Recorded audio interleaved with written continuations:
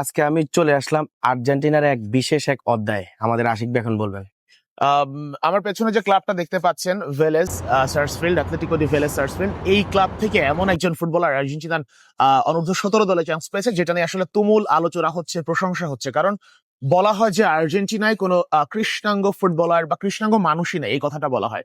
আর কৃষ্ণাঙ্গ footballer Argentina টিমে অন্তত মানে আমার জীবদ্দশা আমি কখনো দেখিনি, কিন্তু কিকি রামোস এই ক্লাব থেকে উঠে এসেছে। তার গল্পটা কিন্তু মারাত্মক ইন্সপায়ারেশনাল বা অনুপ্রেরণাদায়ক। যখন তার বয়স 6 বছর, তখন থেকে সে এই ক্লাবে ট্রায়ালের সুযোগ পায়, এবং ছোটবেলা থেকে তাকে একেবারে ছোটবেলায় তাকে হচ্ছে আর্জেন্টাইন একটা পরিবার দত্তক নেয়।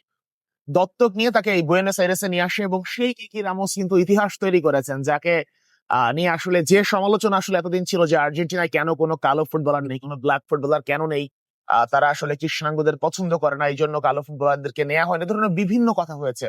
কিন্তু এই কিকে রামোস এই ক্লাব থেকে সুযোগ পেয়ে আসলে ইতিহাস তৈরি করেছেন। যে ব্যাপারটা কিন্তু দারুণ, আর্জেন্টিনার ফুটবলের জন্য অনুপ্রেরণা, এবং যে সমালোচনা ছিল সেই সমালোচনার মুখোশ আসলে বন্ধ হয়ে গেছে। নিশ্চয়ই কিকি রামোসের মতো আরো অনেক ফুটবলার উঠে আসবে, আর এই যে ভেলেজ একটা ঐতিহ্যবাহী ক্লাব, এসে ঘুরে গেলাম, ভালোই লাগলো। আর্জেন্টিনার প্রত্যেকটা ক্লাবই গুরুত্বপূর্ণ, সুন্দর, অসাধারণ। এবং কিছুক্ষণ আগে এই ক্লাবের বাস তাদের সেকেন্ড টিম খেলতে গেল। কোচের সঙ্গে কথা হলো, কিকি রামোসের কোচ, সে হচ্ছে বৃহস্পতিবার আবার ক্লাবে ব্যাক করবে, তারপর ট্রেনিং করবে দলের সাথে। ব্যাপারগুলো আসলে খুবই সুন্দর, যে যে ফুটবলার বড় হয়েছিল, মানে শুনেছি এতিমখানায় বড় হয়েছে, এরপরে হচ্ছে দত্তক নিয়ে আর্জেন্টিনা একটা পরিবার, তারপরে সে এখানে আসা, এবং একসময় নিশ্চয়ই আর্জেন্টিনা ন্যাশনাল টিমেও সুযোগ পাবে।